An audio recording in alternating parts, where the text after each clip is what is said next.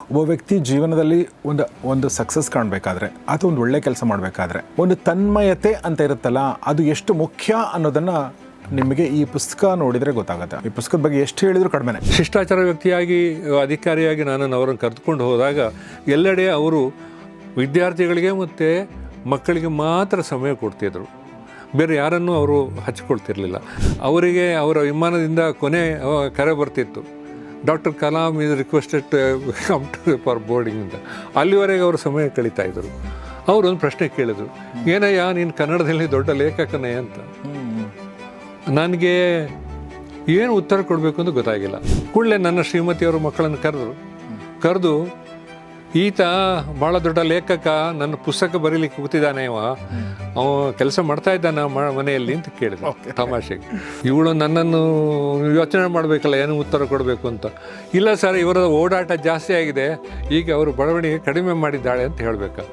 ನನ್ನ ಪುಸ್ತಕ ಬಿಡುಗಡೆಗೆ ಯಾವ ರಾಜಕಾರಣಿಗಳ ಹಿಂದೆ ಹೋಗಬೇಡ ನೀನು, ಬೇಡ. ಯಾರು ಅವರನ್ನು ಕಾಣ್ಬೋದು, ಯಾರು ಒಬ್ಬ ಇಮೇಲ್ ಮಾಡಿದರೂ ಅವನಿಗೆ ಮರುದಿವಸ ಉತ್ತರ ಬರ್ತಿತ್ತು. 1.5 ಗಂಟೆ ರಾತ್ರಿಗೆ ಕೂಡ ಕೂತು ಪ್ರತಿಯೊಂದು ಮಗುವಿನ ಒಬ್ಬ ಯುವಕನ ಪ್ರಶ್ನೆಗಳಿಗೆ ಉತ್ತರ ಕೊಡ್ತಿದ್ರು. ಅವ್ರು ನಿಮ್ಗೆ ಹೇಳಿರಲ್ಲ ಎಷ್ಟೋ ವಿಚಾರಗಳು, ಪುಸ್ತಕದಲ್ಲಿ ಓದಿದ ಮೇಲೆ ಗೊತ್ತಾಗುತ್ತೆ, ಓ ಹಿಂಗೆಲ್ಲ ಇದೆಯಾ ಅಂತೇಳಿ. ಅಂಥದ್ದು ಯಾವುದು ನಿಮಗೆ ಒಂಥರ ಸರ್ಪ್ರೈಸಿಂಗ್ ಅನಿಸಿರೋದು, ಖುಷಿ ಕೊಟ್ಟದ್ದು? ನನ್ನ ಪಕ್ಕದಲ್ಲಿ ಯಾರು ಕೂತಿದ್ದಾರೆ ಸರ್? ತಮ್ಮ ಪಕ್ಕದಲ್ಲಿ ಒಬ್ಬರು ಕೇಂದ್ರ ಸರ್ಕಾರದ ಸಚಿವರು ಕೂತಿದ್ದಾರೆ. ಹಾಗೆ ದಯಮಾಡಿ ನನ್ನ ಸೀಟನ್ನು ಬದಲಾಯಿಸಿ ಅವರ ಕಣ್ಣಿಗೆ ಬೀಳದಾಗೆ ಬೇರೆ ಕಡೆ ಕೊಡು ನನಗೆ.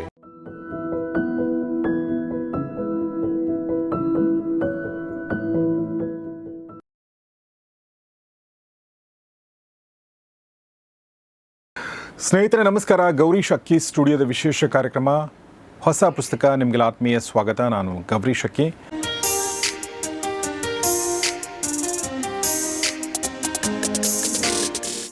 ಸ್ನೇಹಿತರೆ, ಪ್ರಾಯಶಃ ನಿಮ್ಮ ಗಮನಕ್ಕೆ ಬರದೇ ಇರೋಕ್ಕೆ ಸಾಧ್ಯನೇ ಇಲ್ಲ ಈ ಪುಸ್ತಕ.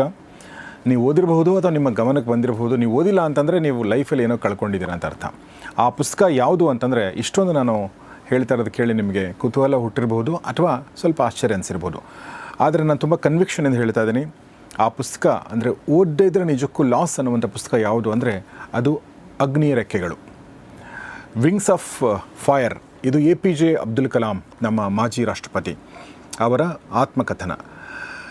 ಸೊ ಇದು ಪ್ರತಿಯೊಬ್ಬರ ಮನೆಯಲ್ಲಿ ಇರಲೇಬೇಕಾದ ಪುಸ್ತಕ. ಈಗ ಇದು ಮೊದಲನೇ ಬಾರಿಗೆ ಅಂದರೆ ಪ್ರಾಯಶಃ ಒಂದು ದಾಖಲೆ ಅನಿಸುತ್ತೆ, 19ನೇ ಮುದ್ರಣವನ್ನು ಕಂಡಿದೆ. 50 ಹೊಸ ಚಿತ್ರಗಳು, ಸುಮಾರು ಸಾಕಷ್ಟು ಹೊಸ ಚಾಪ್ಟರ್ಗಳನ್ನ ಒಳಗೊಂಡಿರುವಂಥ ಹೊಸದಾಗಿ ಬಂದಿದೆ ಈ ಒಂದು ಪುಸ್ತಕ. ಇದನ್ನು ಪಬ್ಲಿಷ್ ಮಾಡಿರೋದು ವಾಸನ್ಸ್ ಪಬ್ಲಿಕೇಶನ್.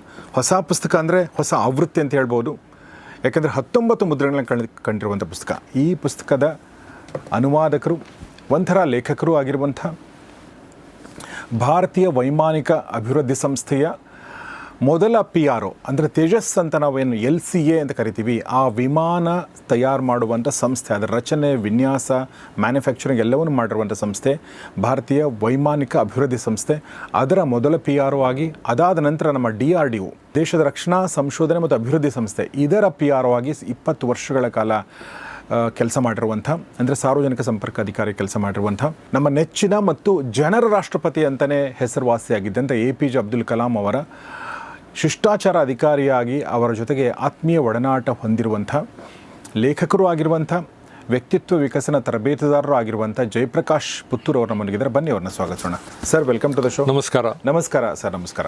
ನಾನು ಜಯಪ್ರಕಾಶ್ ಸರ್ನ ಮುಂಚೆ ಸುಮಾರು ಸಲ ಮಾತಾಡಿದ್ದೀನಿ, ಆದರೆ ಇದೇ ಮೊದಲನೇ ಬಾರಿಗೆ ಗೌರೀಶ್ ಅಕ್ಕಿ ಸ್ಟುಡಿಯೋದಲ್ಲಿ ಇಂಟರ್ವ್ಯೂ ಮಾಡೋಕ್ಕೆ ಅವಕಾಶ ಸಿಕ್ಕಿದೆ. ಹೀಗಾಗಿ I am very happy. Sir, ನಾನು ಮೊದಲನೇ ಪ್ರಶ್ನೆ ಇದೇ ಪುಸ್ತಕದ ಬಗ್ಗೆ ಕೇಳಬೇಕು. ಸರ್, ಇದರ ಒಂದು ಪಾಪ್ಯುಲಾರಿಟಿ ಬಗ್ಗೆ, ಇದನ್ನು ಬರೆದಿರೋ ರೀತಿ ಬಗ್ಗೆ ದಯವಿಟ್ಟು ತಾವೇನು ಹೇಳಕ್ಕೆ ಇಷ್ಟಪಡ್ತೀರಾ? ಅವರು ಕ್ಷಿಪಣಿ ವಿಜ್ಞಾನಿಯಾಗಿರುವಾಗಲೇ ನಮ್ಮ ರಕ್ಷಣಾ ಸಂಶೋಧನೆ ಮತ್ತು ಅಭಿವೃದ್ಧಿ ಭಾಗದ ಮುಖ್ಯಸ್ಥರು, ರಕ್ಷಣಾ ಸಚಿವರ ವೈಜ್ಞಾನಿಕ ಸಲಹೆಗಾರರು, ಆಮೇಲೆ ನಮ್ಮ ವಿಭಾಗದ ಇಲಾಖೆಯ ಕಾರ್ಯದರ್ಶಿಗಳಾಗಿರುವಾಗಲೇ ಕಲಾಂರನ್ನು ಈ ದೇಶ ಒಬ್ಬ ದೊಡ್ಡ ವಿಜ್ಞಾನಿಯಾಗಿ ಅತ್ಯಂತ ಪ್ರೀತಿಯಿಂದ ನೋಡ್ತಾ ಇದ್ದರು. ಅಂದರೆ ಕಲಾಂರು ರಾಷ್ಟ್ರೀಯತೆಯನ್ನು, ದೇಶದ ಮೇಲೆ ಪ್ರೇಮ ಮತ್ತು ನಮ್ಮಲ್ಲಿರೋ ವಿಜ್ಞಾನಿಗಳಿಗೆ ಆಂತರಿಕವಾದ ಶಕ್ತಿಗಳನ್ನು ತೋರಿಸಿ ನೀವು ಮಾಡಬಲ್ಲಿರಿ. ನಮ್ಮ ದೇಶದ ವಿಜ್ಞಾನಿಗಳು ಬೇರೆ ದೇಶದ ಯಾವ ವಿಜ್ಞಾನಿಗಳಿಗೂ ಕಡಿಮೆ ಅಲ್ಲ. ನೀವೆಲ್ಲ ಒಟ್ಟು ಕೈ ಜೋಡಿಸಿ ರಾಷ್ಟ್ರೀಯವಾಗಿ ಎಲ್ಲ ವಿಚಾರದಲ್ಲಿ ನಮ್ಮ ವಿಜ್ಞಾನ ಮತ್ತು ತಾಂತ್ರಿಕತೆಯಲ್ಲಿ ಮುಂದೆ ಬಂದು ದೇಶವನ್ನು ಆಮದು ಮಾಡಿಕೊಳ್ಳುವ ಒಂದು ಪ್ರಕ್ರಿಯೆಯನ್ನು ಕಡಿಮೆ ಮಾಡುವಲ್ಲಿ ನೀವು ಮುಂದೆ ಬರಬೇಕು ಅಂತ ಪ್ರಥಮವಾಗಿ ಕರೆ ಕೊಟ್ಟವರು ಒಂದು ಎಲ್ಲರಿಗೂ ಉತ್ತೇಜನ ಕೊಟ್ಟು ನೀವು ಮಾಡಬಲ್ಲಿರಿ ಅಂತ ನಮ್ಮ ಆತ್ಮಶಕ್ತಿಯನ್ನು ತೋರಿಸಿದವರು, ಅಲ್ಲದೆ ತಮ್ಮ ಸರಳತೆ, ದೇಶಪ್ರೇಮ ಮತ್ತು ಸಹೋದ್ಯೋಗಿಗಳಲ್ಲಿ ತೋರಿಸುವಂಥ ಮಾನವೀಯತೆ, ಇದರಿಂದಾಗಿ ಅವರೇನು ಮಾಡಿದರು ಹೇಳಿದರೆ, ಮೂಲಭೂತ ಸೌಕರ್ಯಗಳಿಗೆ ಒದ್ದಾಡ್ತಿದ್ದ ಭಾರತದಲ್ಲಿ ಇಸ್ರೋ ಇರ್ಬೋದು, DRDO ಅಥವಾ HAL ಎಲ್ಲೆಡೆ ತನ್ನ ಪ್ರಭಾವದಿಂದ ತನ್ನ ಛಾಪನ್ನು ತೋರಿಸಿ ಈ ವಿಭಾಗದ ಸಂಶೋಧನೆಯ ಕಾರ್ಯಗಳು ಅತ್ಯಂತ ಹೆಚ್ಚು ಮುಂದೆ ಬಂದು ಒಂದು ನಿಟ್ಟಿನಲ್ಲಿ ಭಾರತ ಮುಂದುವರಿಯುತ್ತಿರುವ ರಾಷ್ಟ್ರ ಅಂತ ಹೇಳಿ ಆದ ಕೂಡಲೇ ಎಲ್ಲರೂ ಡಾಕ್ಟರ್ ಅಬ್ದುಲ್ ಕಲಾಂರನ್ನು 2002ನೇ ಇಸವಿಯಲ್ಲಿ ಇಡೀ ದೇಶ ಬಹಳ ಅಭಿಮಾನಪೂರ್ವಕವಾಗಿ ನೋಡ್ತಾ ಇರ್ತಿತ್ತು. ಅದೇ ವೇಳೆ ಅವರು ತಮ್ಮ ಜನ್ಮ ಚರಿತ್ರೆಯನ್ನು ಅವರು ಡಾಕ್ಟರ್ ಅರುಣ್ ತಿವಾರಿ ಎಂಬ ಇನ್ನೊಬ್ಬರು ವಿಜ್ಞಾನಿಯೊಟ್ಟಿಗೆ ಸೇರಿ ಪ್ರಥಮವಾಗಿ 2001-2 ಹೊತ್ತಿಗೆ ವಿಂಗ್ಸ್ ಆಫ್ ಫೈರ್ ಅಂತ ಒಂದು ಪ್ರಥಮವಾಗಿ ಅವರು ಇಂಗ್ಲೀಷಲ್ಲಿ ಮಾಡಿದರು. ಅದು ಎಷ್ಟು ಪ್ರಭಾವ ಬೀರಿತು ಅಂತ ಹೇಳಿದರೆ, ಅದು ದೇಶದ ಬೇರೆ ಬೇರೆ ಭಾಷೆಗಳಿಗೆ ಅದು ತರ್ಜುಮೆಗೊಳ್ಳುತ್ತಾ ಹೋಯಿತು. ಯುವ ಜನರಿಗೆ ಒಂದು ಹೊಸ ಚಾಲನೆಯನ್ನು, ದೇಶ ಪ್ರೇಮ ಮತ್ತು ಆಂತರಿಕ ಶಕ್ತಿಯನ್ನು ಹೆಚ್ಚು ಮಾಡೋ ವಿಚಾರದಲ್ಲಿ ಉತ್ತೇಜನ ಕೊಡುವ ಕೆಲಸವನ್ನು ಮಾಡಿತ್ತು. ಹೀಗಾಗಿ ಅವರನ್ನು ವಿಮಾನ ನಿಲ್ದಾಣಗಳಲ್ಲಿ, ಸಾರ್ವಜನಿಕ ಕ್ಷೇತ್ರಗಳಲ್ಲಿ ಜನ ಹಾಗೂ ವಿದ್ಯಾರ್ಥಿಗಳು ಮುತ್ತಿಕ್ತಿದ್ರು. ಶಿಷ್ಟಾಚಾರ ವ್ಯಕ್ತಿಯಾಗಿ, ಅಧಿಕಾರಿಯಾಗಿ ಅವರನ್ನು ಕರೆದುಕೊಂಡು ಹೋದಾಗ ಎಲ್ಲೆಡೆ ಅವರು ವಿದ್ಯಾರ್ಥಿಗಳಿಗೆ ಮತ್ತು ಮಕ್ಕಳಿಗೆ ಮಾತ್ರ ಸಮಯ ಕೊಡ್ತಿದ್ರು. ಬೇರೆ ಯಾರನ್ನೂ ಅವರು ಹಚ್ಕೊಳ್ತಿರ್ಲಿಲ್ಲ. ಅವರಿಗೆ ಅತ್ಯಂತ ಪ್ರೀತಿಯಿಂದ ಸಮಯ ಕೊಟ್ಟು ಕೊನೆಗೆ ಅವರಿಗೆ ಅವರ ವಿಮಾನದಿಂದ ಕರೆ ಬರ್ತಿತ್ತು, doctor Kalam is requested to come to for boarding ಅಂತ. ಅಲ್ಲಿವರೆಗೆ ಅವರು ಸಮಯ ಕಳೀತಾ ಇದ್ದರು. ಹೀಗೆ ನಾನು ಸಹ ಅದನ್ನು ಓದಿ ಕಣ್ಣಾರೆ ಅವರನ್ನು ನೋಡ್ತಾ ಇದ್ದೆ, ಅವರು ಮಾಡೋ ಕೆಲಸಗಳನ್ನು, ಅವರು ಕಾರ್ಯ ವೈಖರಿಯನ್ನು. ಈ ಸಂಶೋಧನೆಯ ವಿಶ್ಲೇಷಣಾ ಸಭೆಯಲ್ಲಿ ಕೂತಳ್ತಿದ್ದೆ ನಾನು. ಹೀಗಾಗಿ ಅವರ ಆ ಪುಸ್ತಕವನ್ನು ಓದಿದ ಮೇಲೆ ನನಗೆ ಇನ್ನೂ ಭಾಳ ಖುಷಿ ಆಯಿತು. ಇಂಥ ಪುಸ್ತಕ ಮತ್ತು ವ್ಯಕ್ತಿಯೇ ನನ್ನ ಎದುರಿದ್ದಾರೆ, ನಾನು ಖಂಡಿತ ಪ್ರಭಾವಿತನಾಗಿದ್ದೇನೆ ಅದರಲ್ಲಿ ಅಂತ ಹೇಳಿ ಆ ಪುಸ್ತಕದ ಮೇಲೆ ಪ್ರೀತಿ ಹುಟ್ಟಿ ನನಗೆ ಒಂದು ದಿನ ನಾನು ಅವರಲ್ಲಿ ಕೇಳಿಯೇ ಬಿಟ್ಟೆ, ನನ್ನ ಕರ್ನಾಟಕದ ಯುವಕರಿಗಾಗಿ ಇದನ್ನು ನಾನು ಕನ್ನಡದಲ್ಲಿ ಮಾಡುವ ಒಂದು ಇಚ್ಛೆ ನನಗೆ ಉಂಟು, ತಾವು ಆಶೀರ್ವಾದ ಮಾಡಬೇಕು, ಪರವಾನಗಿ ಕೊಡಬೇಕು ಅಂತ ಕೇಳಿದೆ. ಆ ಕೂಡಲೇ ಡಾಕ್ಟರ್ ಕಲಾಂ ಅವರು ಭಾಳ ಸರಳ ವ್ಯಕ್ತಿ, ನನಗೆಂತೂ ಅವರ ಹತ್ರ ಭಯ ಆಗಿಲ್ಲ. ಆದರೆ ಅವರ ಸರಳತೆ, ಮಾನವೀಯತೆ, ಆತ್ಮೀಯತೆ ಇದರಲ್ಲಿ ಏನಾಗ್ತದೆ ಅಂತ ಹೇಳಿದರೆ, ನಮಗೆ ಅವ್ರ ಹತ್ರ ಹೇಗೆ ನಡೆದುಕೊಳ್ಳೋದು ಎಂಬುದು ಅಷ್ಟು ಸಂಕೋಚ ಆಗಿಬಿಡ್ತದೆ. ಅವರು ಆ ರೀತಿಯಲ್ಲಿ ಕೆಳಮಟ್ಟಕ್ಕೆ ಬಂದು ನಮ್ಮನ್ನು ಮಾತಾಡಿಸುವಾಗ ಅವರೊಂದು ಪ್ರಶ್ನೆ ಕೇಳಿದ್ರು, ಏನಯ್ಯ ನೀನು ಕನ್ನಡದಲ್ಲಿ ದೊಡ್ಡ ಲೇಖಕನೇ ಅಂತ ಮೇಧಾವಿ ದೊಡ್ಡ ವ್ಯಕ್ತಿ ನನ್ನಲ್ಲಿ ಕೇಳುವಾಗ ನನಗೆ ಏನು ಉತ್ತರ ಕೊಡಬೇಕು ಅಂತ ಗೊತ್ತಾಗಿಲ್ಲ. ನಾನು ಹೇಳಿದೆ, ನಾನು ಪ್ರಯತ್ನ ಮಾಡ್ತೇನೆ ತಮ್ಮ ಪುಸ್ತಕವನ್ನು ಕನ್ನಡದಲ್ಲಿ ಪ್ರಯತ್ನ ಮಾಡಿ ನಮ್ಮ ಯುವಕರಿಗೆ ನಿಜವಾಗಿ ಅದು ಧೈರ್ಯ ಕೊಡಲಿಕ್ಕೆ ಸಾಧ್ಯ ಉಂಟು, ಒಂದು ಅವಕಾಶ ಕೊಡಿ ಸರ್ ಅಂತ ಕೇಳಿದೆ. ಕೂಡಲೇ ಅವರು ಹೇಳಿದರು, ಆಗಲಿ ನೀನು ಮಾಡ್ತೀಯಾ, ನನಗೆ ನನ್ನ ಪುಸ್ತಕದ ಬಗ್ಗೆ ಏನಿಲ್ಲ, ನೀನೇನಾದರೂ ನಿನ್ನ ಯುವಕರಿಗೆ ಖುಷಿ ಆಗುತ್ತಿದ್ದರೆ ಮಾಡು, ನಾನು ನಿನಗೆ ಪರವಾನಗಿ ಕೊಟ್ಟಿದ್ದೇನೆ ಅಂತ ಹೇಳಿ ಆಶೀರ್ವಾದ ಮಾಡಿದರು. ಹಾಗಾಗಿ ಅವರು ನನ್ನ ಹಿರಿಯ ಅಧಿಕಾರಿಯಾಗಿದ್ದುಕೊಂಡೇ ಆ ಕೆಲಸವನ್ನು ನಾನು ಮಾಡ್ತಾ ಪ್ರಾರಂಭ ಮಾಡಿದೆ. ಕಾರ್ಯದ ಒತ್ತಡದಲ್ಲಿ ಎಷ್ಟೋ ಸಲ ನನಗೆ ಅದನ್ನು ಕೆಲಸ ಮುಂದುವರಿಸಲಿಕ್ಕೆ ಆಗಲಿಲ್ಲ. ಅವರು ಭಾಳ ತಮಾಷೆ ವ್ಯಕ್ತಿ ಕೂಡ, ತನ್ನ ಬಗ್ಗೆ ಏನು ಇಟ್ಕೊಳ್ಳೋದು ಅವರು. ಹೀಗೆ ಒಂದು ದಿವಸ ಆಯಿತು, ಅವರನ್ನು ನಾವು ವಿಮಾನ ನಿಲ್ದಾಣಕ್ಕೆ ಬಿಟ್ಟು, ನಾವು ಅಂದರೆ ನನ್ನ ಕುಟುಂಬ ಕೂಡ ಇತ್ತು, ನಾನು ಅವರನ್ನು ವಿಮಾನಕ್ಕೆ ಹತ್ತಿಸಿ ಸುರಕ್ಷಿತವಾಗಿ ಮೇಲೆ ಬಿಟ್ಟ ಮೇಲೆ ನಾನು ಹೋಗಬೇಕು ನನ್ನ ಯಾವುದೋ ಕೌಟುಂಬಿಕ ಮದುವೆಗೆ. ನನ್ನ ಕುಟುಂಬದವರು ಅಲ್ಲಿ ನಿಂತಿದ್ದರು. ಕೂಡಲೇ ನನ್ನ ಶ್ರೀಮತಿಯವರು ಮಕ್ಕಳನ್ನು ಕರೆದು ಒಂದು ಪ್ರಶ್ನೆ ಕೇಳಬೇಕು ಅವರು ನನ್ನ ಹೆಂಡತಿ ಹತ್ರ, ಈತ ಭಾಳ ದೊಡ್ಡ ಲೇಖಕ, ನನ್ನ ಪುಸ್ತಕ ಬರೀಲಿಕ್ಕೆ ಕೂತಿದ್ದಾನೆ, ಅವ ಕೆಲಸ ಮಾಡ್ತಾ ಇದ್ದಾನ ಮನೆಯಲ್ಲಿ ಅಂತ ಕೇಳಿದ ತಮಾಷೆಗೆ. ಇವಳು ನನ್ನನ್ನು ಯೋಚನೆ ಮಾಡಬೇಕಲ್ಲ ಏನು ಉತ್ತರ ಕೊಡಬೇಕು ಅಂತ. ಇಲ್ಲ ಸರ್, ಇವರ ಓಡಾಟ ಜಾಸ್ತಿ ಆಗಿದೆ, ಈಗ ಅವರು ಬಡವಣಿಗೆ ಕಡಿಮೆ ಮಾಡಿದ್ದಾಳೆ ಅಂತ ಹೇಳಬೇಕಾ. ನನಗೆ ಆಘಾತವಾಗಿ ಆಯಿತು. ಕಲಾಂರಿಗೆ ತನ್ನ ಪುಸ್ತಕ ತನ್ನ ಪ್ರಚಾರ ಯಾವುದಿಲ್ಲ. ಕಲಾಂರು ಅದನ್ನು ಎಷ್ಟು ನವಿರಾಗಿ ತಗೊಂಡು ಹೇಳಿದರೆ, ನನ್ನ ಹೆಂಡತಿಗೆ ಅವರು ಹೇಳಿದರು, ಪ್ರೀತಿ ಆದೇಶ, ನೋಡಮ್ಮ ಅವನಿಗೆ 5 ಪೇಜಿನ ಷರತ್ತು ಕೊಡ್ತೇನೆ, ಪ್ರತಿದಿನ 5 ಪೇಜನ್ನು ಅವನು ಬರೆದು ಮುಗಿಸಬೇಕು. ಅವನು ಬರೆದು ಮುಗಿಸಿ ನಿಂಗೆ ತೋರಿಸಿದ್ರೆ ಮಾತ್ರ ಅವನಿಗೆ ರಾತ್ರಿ ಊಟ ಕೊಡಬೇಕು, ಇಲ್ಲದ್ರೆ ಅವನಿಗೆ ಊಟ ಕೊಡಬೇಡ ನೀನು ಅಂತ. ಇವಳು ಕೂಡಲೇ ಎಸ್ ಸರ್ ಅಂತ ಹೇಳ್ಬಿಟ್ಲಿ ಇವಳು. ಆದರೆ ಯಾವುದೇ ಪತ್ನಿ ಬಸವಳಿದು ಬಂದ ಗಂಡನಿಗೆ ಊಟ ಕೊಡೋದಿಲ್ಲ ಅಂತ ಹೇಳ್ತಲ್ಲ. ಆದರೆ ಅವಳು ಲೆಕ್ಕಾಚಾರ ಇಟ್ಕೊಂಡು, ಇವತ್ತಿಗೆ 10 ಪೇಜ್ ಬಾಕಿ ಆಗಿದೆ, ಇವತ್ತು ಊಟ ಕೊಡ್ತೇನೆ, ನಾಳೆ ನೀವು ಬಾಕಿ ಮಾಡಿದರೆ 15 ಪೇಜ್ ಆಗ್ತದೆ ಅಂತ ಹೇಳಿ ನನಗೊಂದು ಅವಳು ಸಮಯ ಪರಿಪಾಲನೆಗೆ ಕಲಾಂರ ಆದೇಶವನ್ನು ಈ ಮೂಲಕ ಅವಳು ಮಾಡ್ತಾ ಹೋದ ಕಾರಣ ನಾನು ಬರೆದು ಮುಗಿಸಿದೆ. ಅದೇನಾಯ್ತು ಹೇಳಿದರೆ, ಬರಿತಾ ಇರುವಾಗ ನನ್ನ ಮೇಲಾಧಿಕಾರಿ ನನ್ನ ಬಾಸು, ನಾನು ಬರೆದು ಮುಗಿಸಿ ಅದು ಪ್ರಕಟಣೆಗೊಳ್ಳಿಕ್ಕಾಗುವಾಗ ಅವರು ದೇಶದ ರಾಷ್ಟ್ರಪತಿ ಆಗಿಬಿಟ್ರು. ಓಹೋ, ಬರೆಯಕ್ಕೆ ಶುರು ಮಾಡಿದಾಗ ಅವರು ಏನಾಗಿದ್ರು ಸರ್? DRDOದ ಮುಖ್ಯಸ್ಥ ಆಗಿದ್ರು, ನನ್ನದೇ ಬಾಸ್ ಆಗಿದ್ರು. ಸೊ ಹೀಗೆ ಈ ಪುಸ್ತಕದ ಕೆಲಸ ಹೇಗೆ ಶುರು ಆಯಿತು ಅನ್ನೋದನ್ನು ಜಯಪ್ರಕಾಶ್ ಸರ್ ತುಂಬ ಚೆನ್ನಾಗಿ ಹೇಳಿದರು. DRDO ಮುಖ್ಯಸ್ಥರಾಗಿದ್ದವರು ಪುಸ್ತಕ ಬರೆದು ಮುಗಿಸ್ತಿದ್ದ ಹಾಗೆ ಅವರು ರಾಷ್ಟ್ರಪತಿ ಆಗ್ತಾರೆ. ಸೊ ಅಲ್ಲಿ ಒಂದು ಪ್ರಶ್ನೆ ಬರೆದು ಪಬ್ಲಿಷ್ ಹೇಗೆ ಮಾಡಿದರು ಅಂತ ಹೇಳಿ. ಸೊ ಇದನ್ನು ಪಬ್ಲಿಷ್ ಮಾಡಿರೋಂಥ ವಾಸನ್ ಪಬ್ಲಿಕೇಶನ್ ಅವರು ನಮ್ಮ ಜಯಪ್ರಕಾಶ್ ಅವ್ರಿಗೆ ಸಿಕ್ಕಿದ್ದು ಹೇಗೆ, ಇದ್ರ ಬಗ್ಗೆ ಹೇಳೋದಾದರೆ ಸರ್? ಮುಖ್ಯವಾಗಿ ಪ್ರಥಮ ಮುದ್ರಣ ನಾನು ಉದ್ದೇಶಪೂರ್ವಕವಾಗಿ ಪುತ್ತೂರಿನಲ್ಲಿ ಕನ್ನಡ ಸಂಘವನ್ನು ನಡೆಸುತ್ತಿರುವಂತಹ ಬೋಳಂತ ಕೋಡಿ ಈಶ್ವರ ಭಟ್ರು ಅಂತ ನಮ್ಮೂರಿನ ವಕೀಲರು ಮತ್ತು ನಮ್ಮೂರಿನ ಕನ್ನಡದ ಹೋರಾಟಗಾರರು, ಆಮೇಲೆ ನನ್ನದೇ ಕನ್ನಡದ ಗುರುಗಳು ಪ್ರೊಫೆಸರ್ ಮೊಳೆಯಾರು ಅಂತ, ಇವರು ಕನ್ನಡದ ಕೆಲಸ ಭಾಳ ಮಾಡ್ತಿದ್ದರು ನಮ್ಮ ಶಿವರಾಮ್ ಕಾರಂತರ ಕಾರ್ಯಕ್ಷೇತ್ರವಾದ ಪುತ್ತೂರಲ್ಲಿ. ನನಗೆ ಬಹಳ ಪ್ರಕಾಶಕರು ಬಂದಿದ್ರು ಇಲ್ಲಿ, ಆದರೆ ನನಗೆ ಯಾಕೋ ನನ್ನ ಊರಿಗೆ ಅಲ್ಲಿ ಕೊಂಡೋಗಿ ಅಲ್ಲೇ ಅದನ್ನು ಪ್ರಕಟಣೆ ಮಾಡಬೇಕು ಅಂತ ಹೇಳಿ ನಾನು ಅಲ್ಲಿ ತಗೊಂಡು ಹೋದೆ ನಮ್ಮ ಊರಿಗೆ.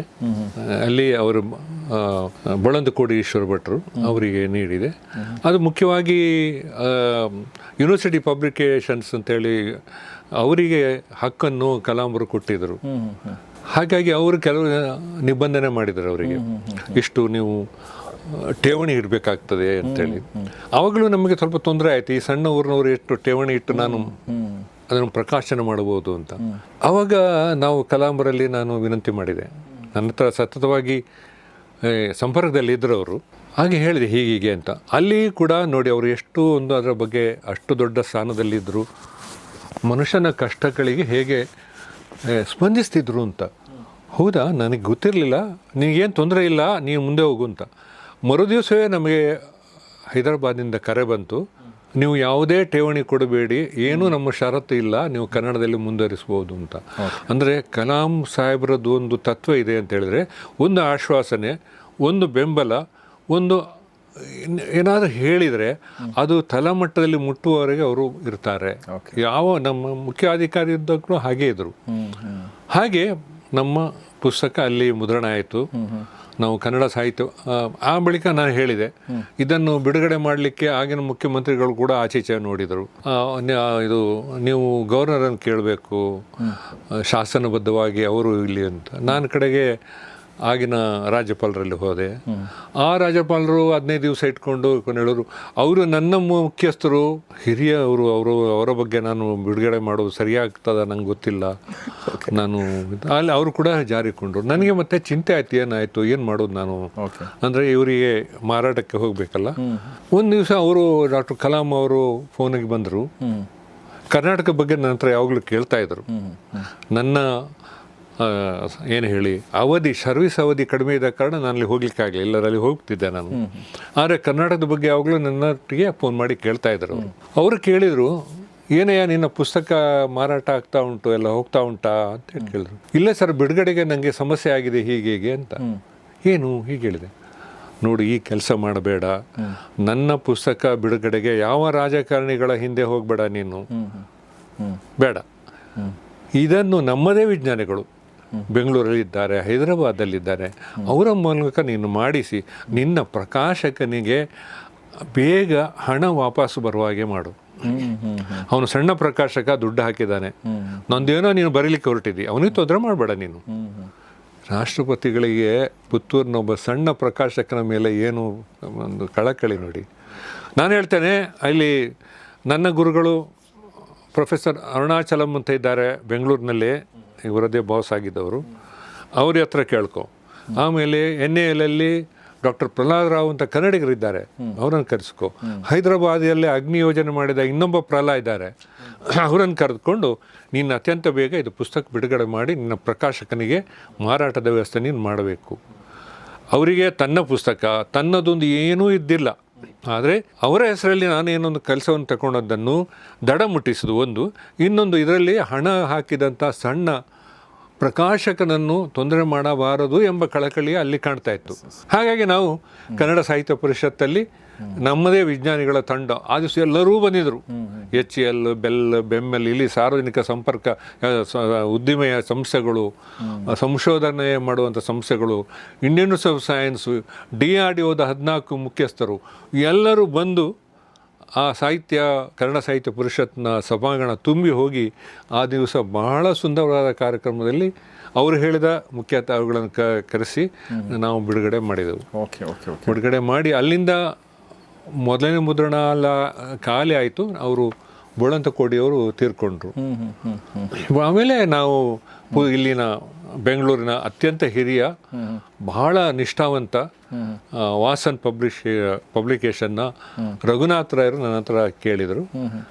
ಆ ಬಳಿಕ ಅವರು ಸತತವಾಗಿ ಅದನ್ನು ಈಗ 18ನೇ ಬಾರಿ ಅವರದು, ಒಟ್ಟಿಗೆ 19 ಆಯ್ತು ಈಗ ಮಾರಿ. ನಾನು ಪ್ರತಿ ಬಾರಿ ಈ ಪುಸ್ತಕವನ್ನು ಪ್ರಥಮ ಸಂಚಿಕೆಯಿಂದ ಹಿಡಿದು ಮತ್ತೆ ಕೂಡ ರಾಷ್ಟ್ರಪತಿ ಭವನಕ್ಕೆ ಕೊಟ್ಟಾಗ ಡಾಕ್ಟರ್ ಕಲಾಂ ಅವರು ಕೇಳಿದ ಮಾತು ಒಂದೇ, ನಿನ್ನ ಪ್ರಕಾಶಕನಿಗೆ ತೊಂದರೆ ಆಗಿಲ್ಲ ಅಲ್ವೇ?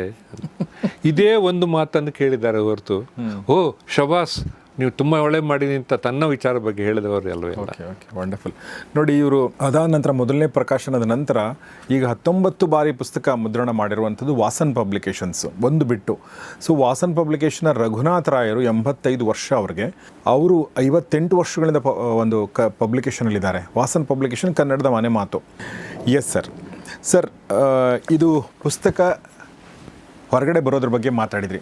ಹೊರಗಡೆ ಬಂದ ಮೇಲೆ ಜನರಿಗೆ ರೀಚ್ ಆದಮೇಲೆ ಆ ಒಂದು ಪ್ರತಿಕ್ರಿಯೆ ಹೇಗಿತ್ತು? ಪರ್ಟಿಕ್ಯುಲರ್ ಯಾವುದಾದ್ರೂ ಪ್ರತಿಕ್ರಿಯೆಗಳು ನಿಮಗೆ ಸಿಕ್ಕಿದ್ದು, ಓಕೆ, ಅದ್ರ ಬಗ್ಗೆ ಏನು ಹೇಳ್ಬೋದು ಸರ್? ಅದ್ರ ಬಗ್ಗೆ ಹೇಳ್ತೇನೆ.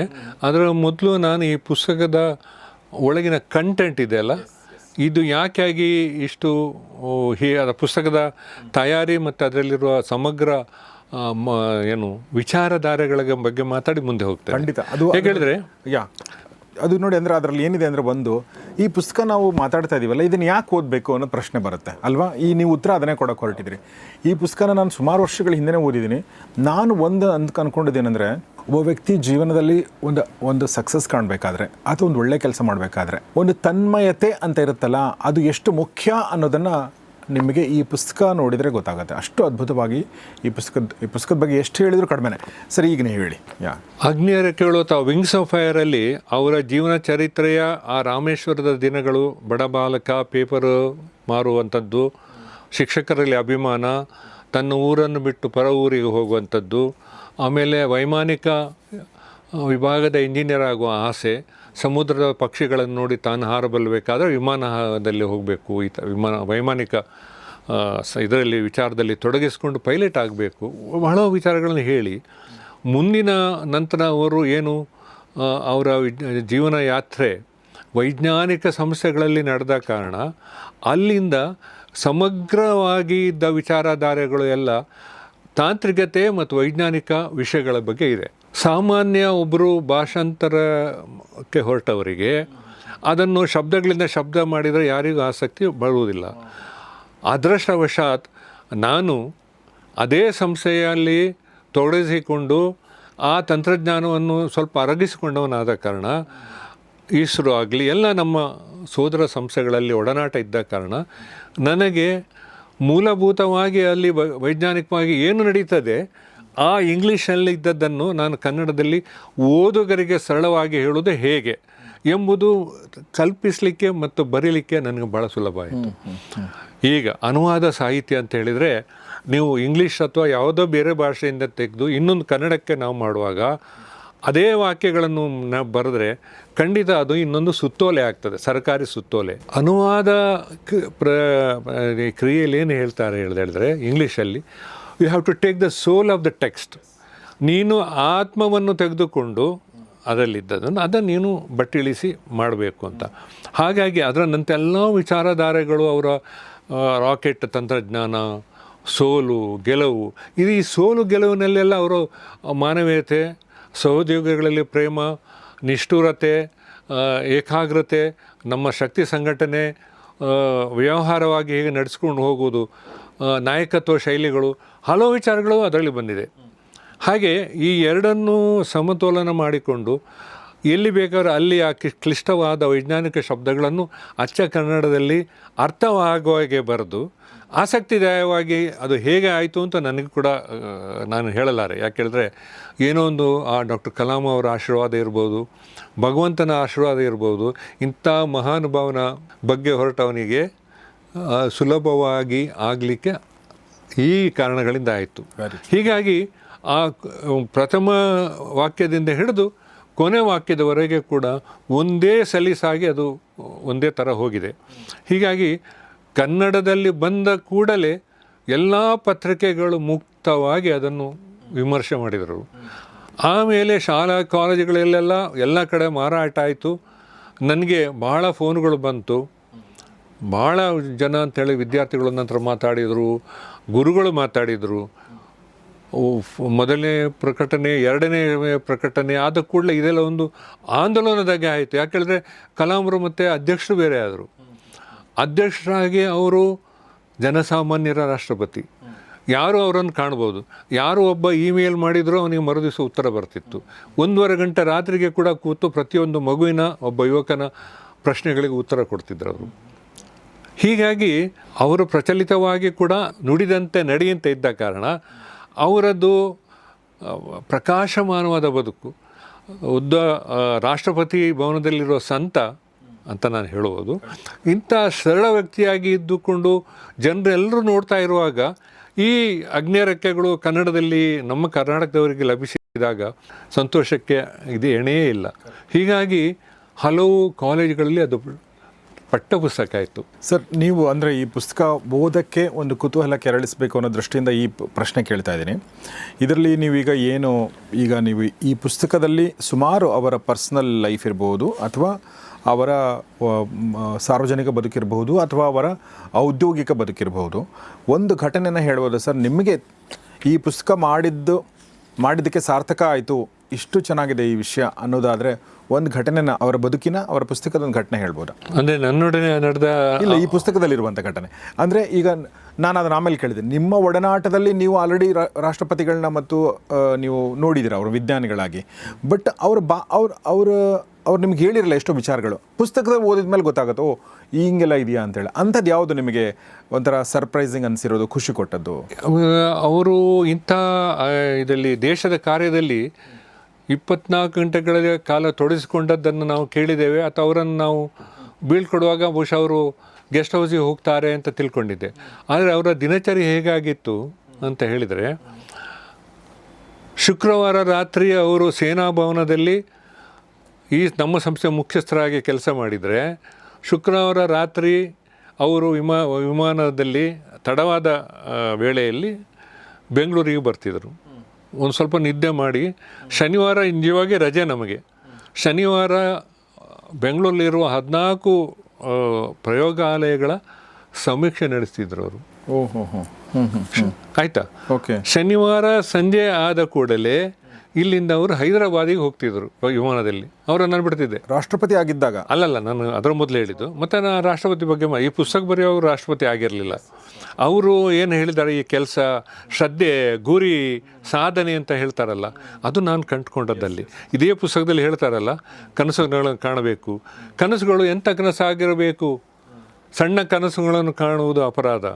ಕನಸುಗಳು ಹೇಗಿರಬೇಕಂತ ಹೇಳಿದರೆ, ಈ ಕನಸುಗಳಿಂದಾಗಿ ನೀನು ನಿದ್ದೆ ಮಾಡಬಾರದು. ಆ ಕನಸುಗಳ ಸಾಕ್ಷಾತ್ಕಾರಕ್ಕೆ ನೀನು ನಿನ್ನ ಸಮಗ್ರ ಶಕ್ತಿಯನ್ನು ಕ್ರೋಢೀಕರಿಸಿ ತಲ್ಲೀನಗೊಂಡು ಆತ್ಮ ಮತ್ತು ಮನಸ್ಸನ್ನು ಸಮ್ಮಿಳನಗೊಳಿಸಿ ನೀನು ಮುಂದೆ ಹೋಗಬೇಕು, ಗುರಿ ಸಾಧನೆ ಮಾಡಬೇಕು ಅಂತ. ಅದನ್ನು ನಾನು ಅವರ ಕಾರ್ಯದಲ್ಲಿ ಕಂಡುಕೊಂಡೆ. ಆಗ ಬರೆದಾದ್ಮೇಲೆ ನಾನು ಕಂಡುಕೊಂಡೆ, ಓ ಹೌದಲ್ಲ, ಅವರು ಹೀಗೆ ಮಾಡ್ತಾ ಇದ್ರಲ್ಲ. ಶನಿವಾರ ರಾತ್ರಿಯ ವಿಮಾನದಲ್ಲಿ ಅವರು ಹೈದರಾಬಾದಿಗೆ ಹೋಗುವರು. ಹೈದರಾಬಾದಲ್ಲಿ ಕೂಡ ನಮ್ಮ ಕ್ಷಿಪಣಿ ಯೋಜನೆಯ ಹಲವು ಪ್ರಯೋಗಾಲಯಗಳಿದ್ದರೆ ಅದರ ಸಮೀಕ್ಷೆಯ ಕಾರ್ಯದಲ್ಲಿ ತೊಡಗಿಸಿ ರಾತ್ರಿ ದೆಹಲಿಗೆ ಮತ್ತೆ ಹೋಗುವರು. ಸೋಮವಾರ ಬೆಳಗ್ಗೆ ಸೇನಾ ಭವನಲ್ಲಿ ನಿಖರವಾಗಿ 9 ಗಂಟೆಗೆ ಡಾಕ್ಟರ್ ಕಲಾಂ ಅವರು ಕೆಲಸಕ್ಕೆ ಹಾಜರು. ಹಾಗಿದ್ರೆ ಈ ಮನುಷ್ಯನ ದೇಶಭಕ್ತಿ, ಕಾರ್ಯತತ್ಪರತೆ, ಶ್ರದ್ಧೆ ಬಗ್ಗೆ ಏನು ಹೇಳಿದ್ರು ಕಡಿಮೆ ಆದೀತು. ಆದರೆ ಇವರು ಎಲ್ಲಿ ವಿರಮಿಸಿದ್ದಾರೆ ಅವರು? ಇನ್ನೊಂದು ವಿಚಾರ ಹೇಳ್ತೇನೆ, ಅಂದರೆ ಈ ವಿಚಾರಗಳಿಗೆ ನಾವು ಹೇಗೆ ಗುರಿ ಸಾಧನೆ ಮತ್ತು ದೇಶಕ್ಕಾಗಿ ಮಾಡುವ ಒಂದು ಸಂಕಲ್ಪದಲ್ಲಿ ಹೇಗಿದ್ದಾರೆ ಅಂತ ಹೇಳಿದ್ರೆ, ಇಲ್ಲಿಂದ ದೆಹಲಿ ದೊಡ್ಡ ಯಾತ್ರೆಗೆ ಹೊರಟಾಗ ಅವರು 3-4 ಗಂಟೆ ಆಗ್ತದೆ. ಅವರು ನನ್ನಲ್ಲಿ ಕೇಳ್ತಾ ಇದ್ರು, ನನ್ನ ಪಕ್ಕದಲ್ಲಿ ಯಾರು ಕೂತಿದ್ದಾರೆ. ಇದು ರಾಷ್ಟ್ರಪತಿಯ ಮೊದಲಿನ ದಿನಗಳು ಹೇಳೋದು. ರಾಷ್ಟ್ರಪತಿಯ ದಿನಗಳ ನಂತರ ನಾನು ಹಲವಾರು ವಿಚಾರ ಹೇಳ್ಬೋದು. ನನ್ನ ಪಕ್ಕದಲ್ಲಿ ಯಾರು ಕೂತಿದ್ದಾರೆ? ಸರ್, ತಮ್ಮ ಪಕ್ಕದಲ್ಲಿ ಒಬ್ಬರು ಕೇಂದ್ರ ಸರ್ಕಾರದ ಸಚಿವರು ಕೂತಿದ್ದಾರೆ ಅಂತ. ಹಾಗೆ ದಯಮಾಡಿ ನನ್ನ ಸೀಟನ್ನು ಬದಲಾಯಿಸಿ ಅವರ ಕಣ್ಣಿಗೆ ಬೀಳದಾಗೆ ಬೇರೆ ಕಡೆ ಕೊಡು ನನಗೆ. ಬೇರೆಯವರಾದರೆ ಕೇಂದ್ರ ಸಚಿವರೊಟ್ಟಿಗೆ ಹರಟೆ ಮಾಡ್ಕೊಂಡು ಹೋಗ್ತಿದ್ರು. ಸರ್ ಅಂತ ಕೇಳಿದೆ ನಾನು. ಇಲ್ಲ, ನನಗೆ 2-3 ಗಂಟೆ ನನ್ನ ಫೈಲ್ ನೋಡಬೇಕು, ನಾನು ನನ್ನ ದೇಶದ ಕೆಲಸ ನಾನು ಮಾತುಕತೆಗೆ ನಾನು ಬಳಸಲಾರೆ, ನನ್ನನ್ನು ಬದಲಿಸು. ಒಂದು ವೇಳೆ ಎಕ್ಸಿಕ್ಯೂಟಿವ್ ಕ್ಲಾಸಲ್ಲಿ ಇಲ್ಲದಿದ್ದರೆ ನನ್ನನ್ನು ಸಾಮಾನ್ಯ ಕ್ಲಾಸಿಗಾದರೂ ಹಾಕು, ನನ್ನ ಕೆಲಸಕ್ಕೆ ತೊಂದರೆ ಮಾಡಬೇಡ ನೀನು ಅಂತ. ಇಂಥ ಕಳಕಳಿ, ಶ್ರದ್ಧೆ ನಾವು ಮಾಡಬಲ್ಲೆವು ಎಂಬುದನ್ನು ಅವರು ಏನು ಪುಸ್ತಕದಲ್ಲಿ ಹೇಳಿದಾರಲ್ಲ, ಅದನ್ನು ನಾನು ಆಮೇಲೆ ದಿನಗಳಲ್ಲಿ ನಾನು ಯೋಚನೆ ಮಾಡಿದೆ.